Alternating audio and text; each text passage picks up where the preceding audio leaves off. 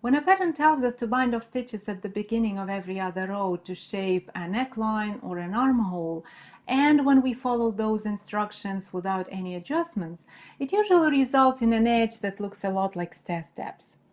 It's not a big deal really, but it becomes quite an issue when we're making something with exposed edges, or when we try to seam those steps to a straight edge. The good news is there is a simple way that turns this uneven edge into a nicely sloped one.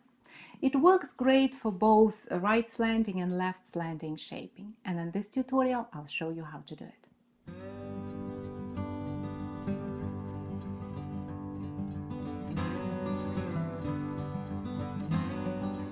First, let's see how we can improve a left slanting shaping like this one. This shaping is created by binding off stitches in every right side row. So I will use a swatch made in stockinette stitch, so I'll bind off stitches in every knit row. This sample swatch has 9 stitches and I'll bind off them in 3 batches of 3 stitches each. In the first row, we bind off 3 stitches same way as we usually do.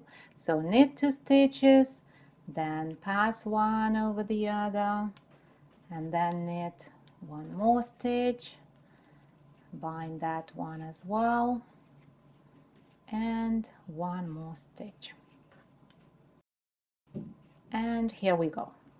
We've just bound off 3 stitches. Now knit to the end of this row and turn the work. Nothing special in this row, and this was row 1. Row 2 is the wrong side row, so we're gonna purl all stitches until we come to the last stitch of this row. So I purl all stitches until I have just 1 stitch left on the left needle, just like this. Now keep this stitch on the left needle and turn your work. If you feel that it's awkward to keep 1 stitch on the left needle while you're turning your work, you can slip this stitch purlwise, then turn your work and then slip it back on the empty needle like this. So it's up to you. You can either turn your work with 1 stitch on the left needle, or you can slip, turn and then slip back. Now we are ready to work the row 3. That's what the magic happens, so to say. So we have 1 unknit stitch here, and now we slip the first stitch that is sitting on the left needle. We slip it without knitting like this, and then pass the unknit stitch over the slipped one like this, and that's our first bound off stitch. Then I bind off 2 more stitches, just the usual way, and then knit to the end of the row. And then we repeat these 2 rows. So in the wrong side row, you work to the last stitch and then keep that stitch on the left needle, turn your work, and then in the right side row, you slip the first stitch and then bind it off, past the unworked stitch over that one, and then bind off as many stitches as your pattern tells you, and then work to the end of the row. And as a result, you will get a nice sloped edge that is leaning to the left. Now let's take a look at the right slanting shaping and see how we can turn these steps into a nice slope. This shaping is created by binding off stitches in wrong side row. So that means that we are not going to bind off stitches in row 1, which is a right side row, and we'll simply knit all stitches to the end of the row. That's what I've already did. And now I'm turning my work and I'm ready for row 2. That is a wrong side row, and that's going to be the first row where we bind off stitches. In row 2, there is nothing special. We simply bind off stitches as purls, and in this swatch I'm gonna bind off 3 stitches. So I purl 2 stitches, pass one over the other, purl 1 more stitch, bind it off, and I'll do it one more time. Purl a stitch and bind it off. That's it. just the usual way as we normally bind off stitches.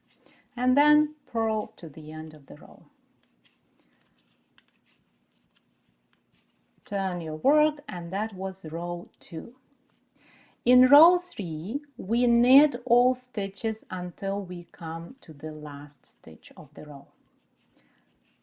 So I knit and knit and knit, and when I have just one stitch on my left needle, right here, I stop, and then I turn my work. Same way as we did with the left slanting shaping. If you don't feel nice, turning your work with one stitch sitting on your needle, you can slip that stitch, turn your work, and then slip it back. But it's up to you. So that was row 3. And now we move to row 4, the row where the magic happens. We have one unworked stitch over here, and then to bind off the first stitch, we slip the first stitch from the left needle, and then we pass the unworked stitch over the slipped one. And this way we bind off our first stitch. And then we keep binding off. In my case, I'm going to do it just 2 more times to bind off 3 stitches. And work to the end of the row. I'm gonna purl. Turn your work, and that's it. Then you work these 2 rows.